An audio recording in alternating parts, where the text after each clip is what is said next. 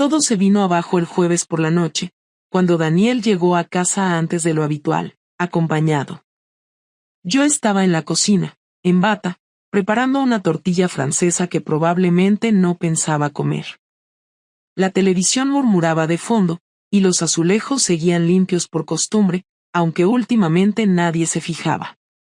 Eran las 7:43. Lo recuerdo con claridad porque la campanilla de la puerta sonó justo cuando el noticiero pasaba a deportes. Pensé que era el repartidor del vino, o quizá algún vecino. Pero no. Era Daniel, mi marido. Y detrás de él, estaba él, Iván. Alto, sonrisa discreta, manos en los bolsillos, y ese maldito lunar en la mejilla que solo ves si lo has besado de cerca. Se me congeló la sangre. Laura, dijo Daniel, con esa voz controlada que usaba cuando estaba a punto de estallar, tenemos que hablar. Los tres. Ni un hola. Ni un gesto de cariño. Nada. Solo esa mirada. Ya lo sabía. Y no por mensajes, ni por fotos, ni por un amigo que lo delató. Él había traído a mi amante a casa. Me temblaban las piernas, pero hice lo que cualquier persona haría en una situación como esa. Me senté en silencio, con cara de no saber nada, esperando que alguien dijera algo. ¿Quieres contarle tú o lo hago yo?, dijo Daniel, mirando a Iván con una tranquilidad aterradora. Iván me miró, y por primera vez en mucho tiempo, no supo qué decir. Ni una frase ingeniosa, ni un chiste sarcástico. Solo bajó la mirada y respiró hondo. Y ahí fue donde supe que esa noche, mi vida iba a reventar por completo.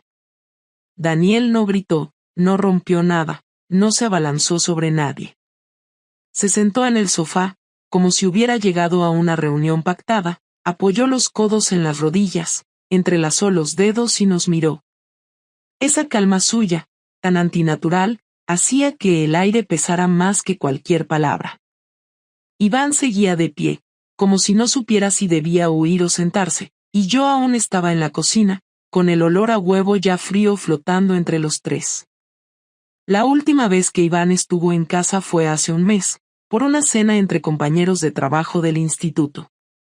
Era lo suficientemente joven como para no parecer una amenaza, y lo suficientemente listo como para que Daniel no sospechara en ese momento. Oh, eso pensé yo. Hace 2 semanas, Laura, dijo Daniel sin levantar la voz, estaba en una cena con unos socios y alguien me preguntó si tú seguías en contacto con el chico del departamento de historia. Yo no entendí por qué lo preguntaban así, con esa cara, como si supieran algo que yo no. No respondí. Solo sonreí y cambié de tema. Pero esa noche no dormí. Iván bajó la cabeza. No por culpa, sino porque sabía lo que venía. Yo seguía sin abrir la boca, intentando medir el daño exacto, si ya lo sabía todo o solo estaba adivinando, si había pruebas o solo intuición. Pero entonces Daniel se levantó y caminó hacia la entrada. Sacó una pequeña bolsa de tela, de esas donde se guardan cosas que no se quieren romper, y la tiró sobre la mesa con un gesto seco. Dentro había una pulsera de cuero negra, con una pequeña hebilla plateada. Era de Iván. Se la había regalado yo. Y había aparecido, por lo que entendí en segundos, en el asiento trasero del coche de Daniel. No fuisteis tan discretos como pensabais.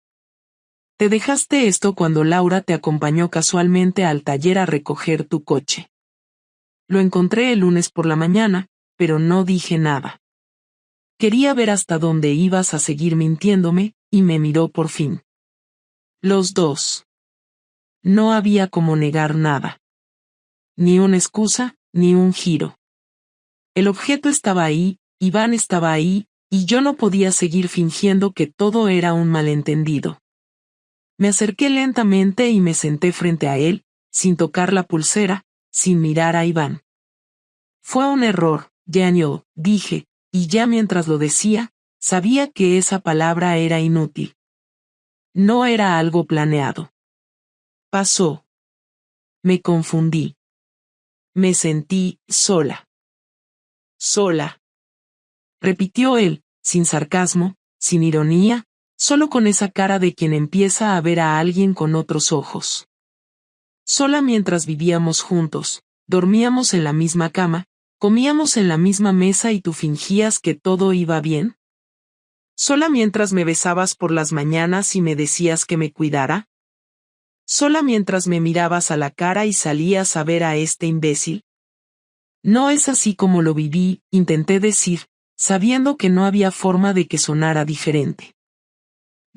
No fue algo físico al principio. Solo hablábamos. Él me escuchaba. Me hacía sentir que alguien me veía. ¿Y yo? ¿Te hablaba como una pared o qué? ¿Te ignoraba? ¿Te maltrataba? ¿Te insultaba? No me jodas, Laura. No me jodas. Iván por fin habló, con una voz temblorosa que no le conocía. Nunca lo había visto acobardado, y en ese momento parecía estar a punto de romperse. Daniel, no tengo justificación. Yo sabía que esto no debía pasar. Lo sabía desde el principio, pero se quedó sin palabras. Daniel se le acercó, no de forma agresiva, sino con una extraña tranquilidad que dolía más que un golpe. ¿Y entonces por qué entraste en mi casa? ¿Por qué saludabas con esa sonrisa falsa? ¿Por qué me diste la mano sabiendo que estabas tocando a mi mujer a escondidas? Iván no respondió. Y yo tampoco tenía más que decir. No había forma de explicar el porqué real. No fue por pasión, no fue por falta de amor, no fue por venganza. Fue una mezcla extraña de rutina, de ego, de necesidad de validación. Fue porque me dejé llevar como una idiota sin medir consecuencias. Fue porque me sentí invisible y, en lugar de hablar con mi marido, decidí hablar con otro. Daniel no gritó. No lloró. No rompió nada. Solo agarró su chaqueta, se puso los zapatos, y antes de abrir la puerta, nos miró una vez más. Voy a irme un par de días. No quiero ver a ninguno de los dos cuando vuelva. Laura, tú sabrás qué hacer con tus decisiones. Iván, tú mejor no te acerques nunca más. Porque si vuelvo a verte cerca de ella, te parto la cara. No es una amenaza. Es una promesa. Y se fue. El silencio después de eso fue más duro que cualquier reproche. Iván se quedó unos segundos más, sin moverse, como si esperara que yo le dijera algo. Pero no lo hice. Ni lo miré. Solo me levanté, caminé al baño y vomité. No por el miedo. Ni por el escándalo. Vomité porque por primera vez entendí lo que realmente había hecho. La primera noche sin Daniel fue una mezcla de rabia, vergüenza y ansiedad, pero lo más doloroso fue el silencio. Ese silencio raro que se siente cuando sabes que no hay nadie más en casa, cuando ya no esperas oír el ruido de las llaves en la puerta ni el sonido de su ducha por la mañana. Yo no dormí, me quedé sentada en la sala hasta que amaneció, repasando una y otra vez lo que había pasado, lo que había dicho, lo que no dije y lo que quizá hubiera podido decir de otra manera. Iván me escribió esa misma noche, un mensaje corto en el que me pedía perdón por haberse involucrado, pero no lo respondí. No porque no quisiera, sino porque sabía que cualquier respuesta sería el comienzo de una cadena de palabras inútiles. Lo que habíamos hecho ya no se podía ocultar ni disfrazar, y cualquier cosa que dijéramos solo lo haría más miserable. Daniel volvió el sábado a las 8:30 de la noche. Yo ya lo estaba esperando en la sala, con la misma ropa de la tarde anterior, sin haberme maquillado, sin haber tocado el móvil en todo el día. Entró con una bolsa pequeña, dejó las llaves en el mueble de la entrada y me miró como si yo fuera una vecina lejana, alguien que había visto una vez en un ascensor. No saludó, no preguntó nada, no se sentó. Solo fue directo a la habitación, dejó la bolsa encima de la cama, y cuando volvió, traía en la mano una hoja de papel. Esto es una lista, dijo mientras la dejaba sobre la mesa. Son los días en los que estuviste con él, al menos los que pude confirmar. Tengo registros del coche, de tus clases, y una copia del correo electrónico del trabajo. No me interesa entrar en detalles, pero quiero que sepas que no estoy tan ciego como pensabas. Tú me hiciste creer que todo iba bien mientras me sonreías, mientras me preguntabas si quería más café o si me gustaba la serie que veíamos. Me trataste como a un idiota. No te traté así, respondí, intentando mantenerme firme, aunque por dentro me estaba derrumbando. No lo planeé, Daniel. No fue algo frío ni calculado. No me reía de ti a escondidas. No era una aventura por diversión. Entonces, ¿qué era? Preguntó sin elevar la voz, pero con una intensidad que dolía más que un grito. ¿Qué te faltaba? ¿Qué no te di? ¿Dónde fallé? ¿Cuándo te convertiste en alguien que se acuesta con otro y luego me abraza como si no pasara nada? No fue por ti, dije, sintiendo que nada de lo que dijera serviría. No lo hice por venganza ni porque tú hicieras algo mal. Lo hice porque no sabía cómo pedir lo que necesitaba, porque no sabía si tú lo verías como debilidad, porque pensé que ya no me mirabas como antes. ¿Y la solución fue buscar a alguien que sí lo hiciera? ¿Eso fue más fácil que sentarte y hablar conmigo? No fue fácil, contesté, esta vez sin levantar la voz, pero con rabia. No sabes lo que sentí cada vez que volvía a casa, lo que me dolía mentirte. Pero cuando intentaba acercarme a ti, ya no estabas. No emocionalmente. Solo te escuchaba hablar del trabajo, del tráfico, de las noticias, pero no de nosotros. Cuando intenté hablar contigo sobre lo que sentía, cambiaste de tema. Me empecé a sentir invisible. Y sí, me equivoqué. Mucho. Pero no fue un plan. Fue una consecuencia. Yo también me sentía solo, dijo Daniel, y esa fue la primera vez que mostró algo más que enojo. Yo también pensaba que algo no iba bien. Pero no me fui a la cama con otra persona. No mandé mensajes a escondidas ni me escapé en horarios inventados. Me aguanté. Y te juro que pensé que, si aguantábamos un poco más, íbamos a salir adelante. Pero ahora entiendo que no estábamos en el mismo barco. No sé qué más decirte, dije bajando la mirada. No te estoy pidiendo que me perdones. No sé si me lo merezco. Pero sí quiero que sepas que no fue por falta de amor. Que todavía me importas, aunque sé que no cambia lo que hice. Si cambia algo, respondió Daniel, caminando hacia la puerta del balcón y abriéndola para dejar entrar el aire de la noche. Cambia que ahora sé que no te conozco. Que estuve casado con alguien durante 14 años y no sé en qué momento dejaste de ser la persona con la que me casé. Ya no quiero saber si te acostaste con él en esta casa, si usaste nuestras sábanas, si te reías con él como lo hacías conmigo. Ya no importa. Lo que me duele es que lo hiciste sin siquiera darme la oportunidad de luchar por nosotros. Se hizo un silencio incómodo, como si ya no supiéramos quién tenía derecho a decir la última palabra. Yo no lloré, porque sabía que llorar en ese momento solo iba a parecer una estrategia. Y él no se quebró, porque estaba demasiado ocupado sosteniéndose por dentro. Después de un rato, tomó la hoja de la mesa, la rompió en 4 pedazos, los dejó caer sobre el suelo y se marchó a la habitación. Cerró la puerta con llave. No dijo buenas noches. Dormí en el sofá. Y esa noche fue la más larga de todas. Daniel no habló durante los siguientes 4 días. No dijo ni una sola palabra, ni un saludo, ni una pregunta, ni una queja. Se despertaba temprano, se duchaba, desayunaba en silencio, tomaba su mochila de siempre y salía de casa. Volvía por la noche, se encerraba en la habitación sin decir nada, y si yo intentaba decirle algo, simplemente me ignoraba. Dormía solo, sin dar explicaciones. Yo seguía en el sofá, sin saber qué hacer con mis pensamientos, sin entender si su silencio era temporal o el principio del final.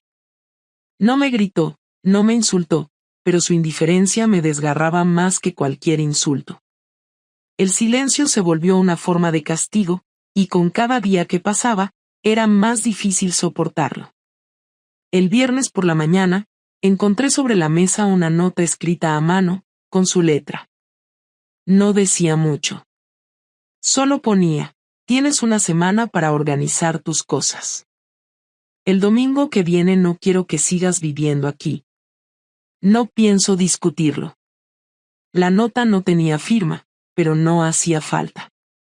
No estaba dejando espacio para ninguna conversación, no estaba pidiendo que me explicara, simplemente estaba tomando el control.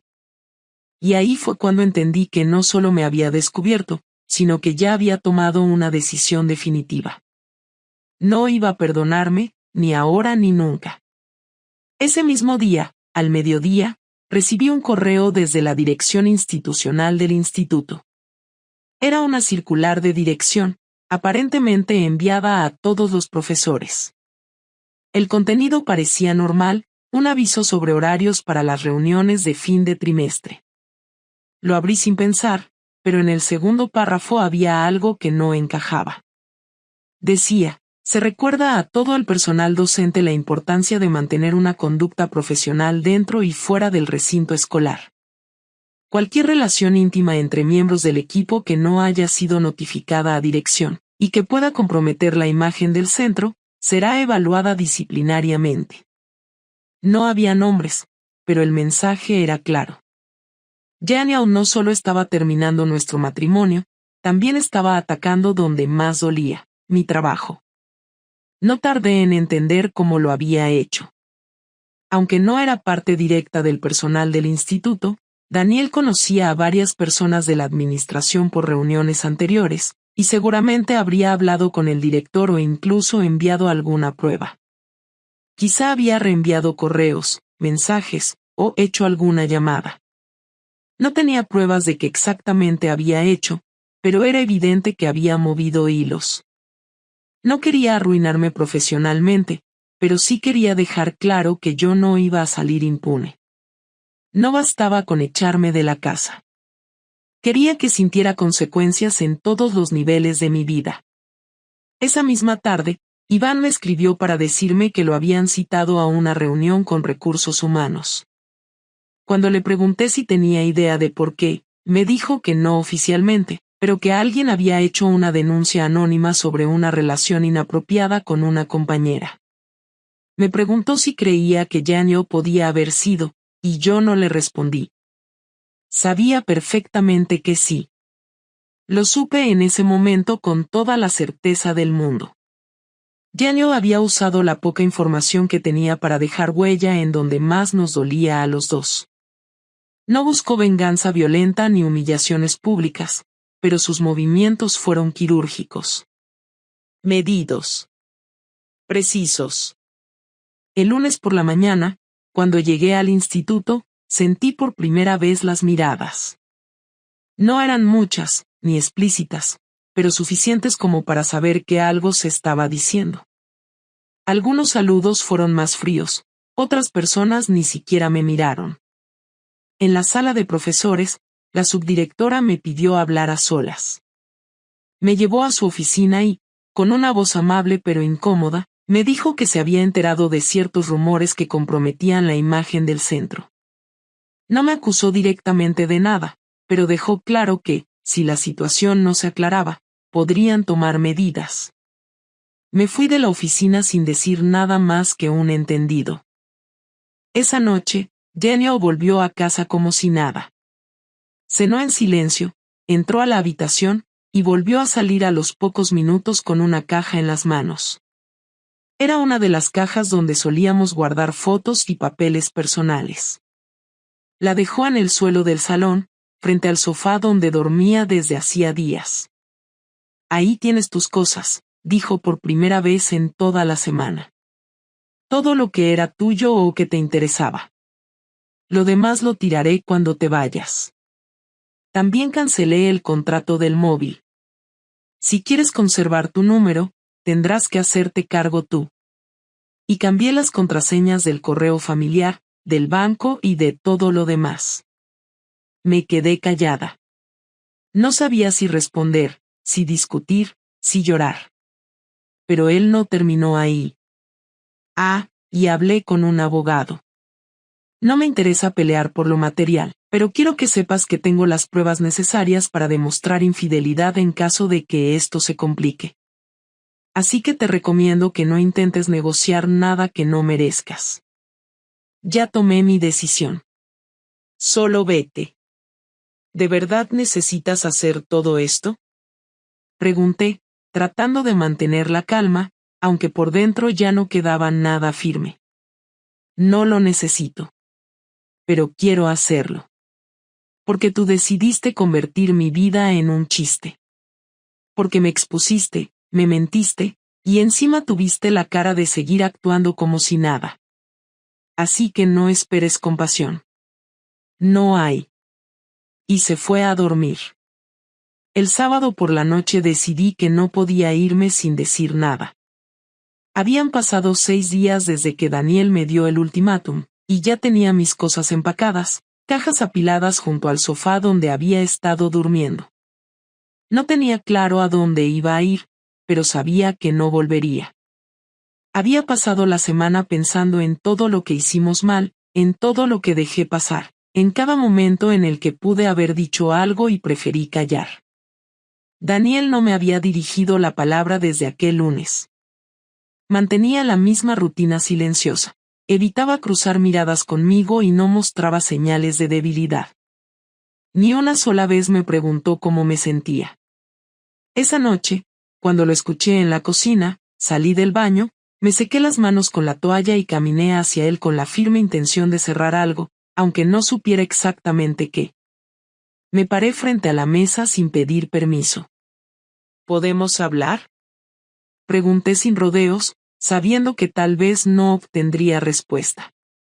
Daniel siguió comiendo como si no me hubiera escuchado. Masticaba lentamente, con la mirada fija en el plato. Cuando terminó el último bocado, dejó el tenedor sobre el plato, se levantó, llevó los restos al fregadero y, antes de salir de la cocina, me miró por primera vez en días. 5 minutos. Nos sentamos en el comedor. No había distancia física entre nosotros, pero el espacio emocional era imposible de calcular. Me costó empezar, no porque no supiera qué decir, sino porque cualquier frase podía sonar a manipulación. No quería pedir perdón de nuevo, no quería justificar nada. Solo necesitaba entender si había algo que pudiera rescatar de todo ese desastre. No quiero irme así, dije al fin. Sé que me lo busqué. Que no merezco compasión. Pero antes de cerrar todo, necesito preguntarte algo. Daniel no respondió, solo asintió levemente. Yo no sabía si eso era aprobación o resignación, pero continué. ¿En algún momento, siquiera por un segundo, pensaste en intentarlo de nuevo? No te hablo de perdón inmediato, ni de volver a lo de antes. Me refiero a si en algún momento, después de todo, consideraste que podíamos reconstruir algo. Tardó unos segundos en contestar, y cuando lo hizo, su voz no era ni fría ni hostil. Sonaba cansado. No. Ni un segundo. Lo que rompiste no es solo la confianza, Laura. Es la imagen que tenía de ti. Tú eras la única persona con la que yo podía hablar sin filtros. La única a la que le contaba todo. La única con la que me sentía en casa. Y de un día para otro descubrí que no solo no me veías así, sino que preferiste a otro. ¿Cómo se vuelve de eso? Yo también perdí algo, dije, sintiendo que era la única forma de explicarlo. Perdí la versión que tenía de mí misma. Nunca me vi como alguien capaz de hacer lo que hice. Y me odio por eso. No sabes cuántas veces imaginé tener esta conversación contigo de otra manera. Con honestidad. Con miedo, sí, pero con respeto. Pero no lo hice, Y eso también es mi culpa. No necesito tus lamentos, dijo él sin levantar la voz. Ya no me importa si te sientes culpable o si lo estás pasando mal. Me importa que no respetaste nada de lo que construimos. Me importa que lo hiciste a espaldas mías y luego volviste a casa como si nada. Me importa que me quitaste la dignidad sin siquiera pensarlo. ¿Crees que esto fue fácil para mí? Respondí con un tono más firme, sin levantar la voz, pero sin esconder la emoción. ¿Qué dormía tranquila después de cada vez que lo veía? ¿Qué volvía a casa sin remordimiento? Me despertaba cada noche pensando que un día lo descubrirías, y aún así seguía porque no tenía el valor de terminarlo ni contigo ni con él. Fue cobardía, sí. Pero no frialdad. No me interesa saber si sufrías por dentro, dijo Daniel, cruzando los brazos. Lo único que me interesaba era que me miraras a la cara y me dijeras la verdad antes de destruir todo. Pero decidiste que era mejor callar. Y ahora tienes que vivir con eso. Yo también. Guardamos silencio. Por primera vez en mucho tiempo, nos miramos sin rabia. Solo con tristeza. Una tristeza limpia, que no buscaba culpables ni excusas, solo aceptaba que algo que había durado tantos años se había terminado de una manera absurda. ¿Qué vas a hacer con la casa? Pregunté, ya sin fuerzas para más emociones. No me voy a quedar, respondió. La pondré en venta. No quiero vivir aquí. Cada rincón tiene algo que ya no puedo ver igual. Me iré con lo mínimo. Lo demás lo donaré o lo tiraré. Asentí. No tenía derecho a opinar. Y tú, añadió, no quiero que me llames. No quiero mensajes. No quiero disculpas largas. Si algún día tengo algo que decirte, lo haré yo. Hasta entonces, quiero silencio. Es lo único que puedo pedirte ahora. Me levanté. Caminé hacia las cajas. Agarré la maleta más pesada. Antes de abrir la puerta, me giré una vez más. Gracias por hablar conmigo. Y por no gritarme cuando quizás más lo merecía. Daniel no respondió. Se quedó ahí sentado.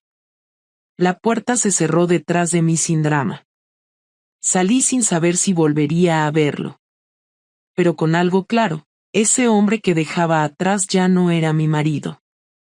Y yo ya no era la mujer que él conocía. Encontré una habitación de alquiler a las afueras de la ciudad, en un barrio que no me decía nada. El dueño de la casa era un señor viudo que no hablaba mucho, y eso me venía bien. No tenía ánimo para explicaciones, tampoco para sonrisas falsas ni para conversaciones sobre el tiempo. Pasé los primeros días sin deshacer las maletas, comiendo lo justo y durmiendo mal. Me despertaba antes de que sonara el despertador, no por ansiedad sino porque ya no había nada que esperar del día siguiente. Me levantaba, me duchaba y me sentaba frente al portátil a mirar correos del trabajo como si todo siguiera igual, aunque sabía que no era cierto. En el instituto ya sabían todo. Las miradas eran más evidentes, y aunque nadie me dijo nada directamente, el clima era insoportable. Pedí una baja temporal por razones médicas. No tuve que mentir mucho. La médico que me atendió me miró 10 segundos y firmó el papel. Se notaba que no era la primera vez que alguien llegaba destrozado por algo que no se decía en voz alta. No volví a hablar con Iván. Me escribió una vez más, un mensaje largo que no leí completo. Lo borré sin contestar. No porque lo odiara, sino porque entendí que no era el responsable de nada más que de su propia estupidez. Yo era la única responsable de lo que había destruido. No quise saber si lo sancionaron, si lo despidieron, si renunció. No importaba. Lo nuestro había sido una distracción que se convirtió en un error gigante, y seguir pensando en él solo iba a darme excusas para evitar mirarme a mí misma. Los días pasaban sin que nadie me buscara. No tenía amigos cercanos, no porque no pudiera tenerlos, sino porque me alejé de todos durante años para mantener esa rutina de pareja que creía que me protegía de todo.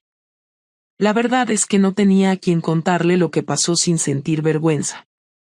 No había manera de contar esta historia y que no pareciera que yo era la única culpable.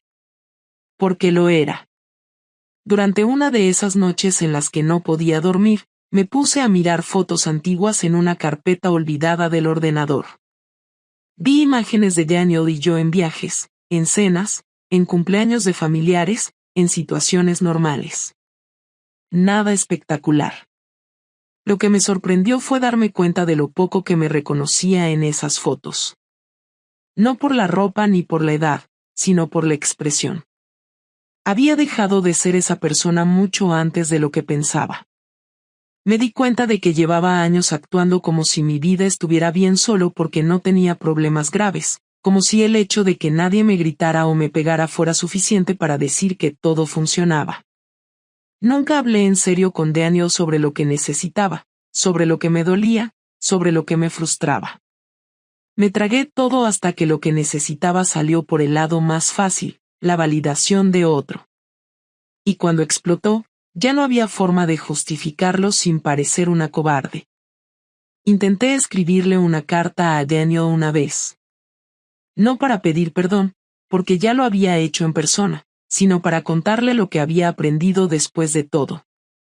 Pero cada vez que empezaba, terminaba cayendo en el mismo tono de víctima que tanto detestaba en otros. Quería explicar sin justificar, pero no encontraba las palabras. Guardé los borradores en una carpeta que después eliminé. Entendí que no necesitaba que él me escuchara para aprender. Que no era su responsabilidad ayudarme a cerrar nada. Me bastaba con saber que, si en algún momento volvía a cruzarme con él en algún lugar, iba a poder sostenerle la mirada sin esperar nada. Ni perdón ni reconciliación. Solo respeto por lo que alguna vez fuimos. Pasaron 3 semanas desde que salí de la casa. Volví a ver a Daniel una vez, por accidente, en un supermercado. Estaba en la sección de frutas, revisando una bolsa de manzanas. No me vio. Yo me escondí. No por miedo, sino porque no tenía nada que decir. Salí del lugar sin comprar nada. No sabía si tenía pareja, si había empezado a rehacer su vida, si había conocido a alguien. Pero algo en su postura, en su forma de caminar, me hizo pensar que estaba más tranquilo.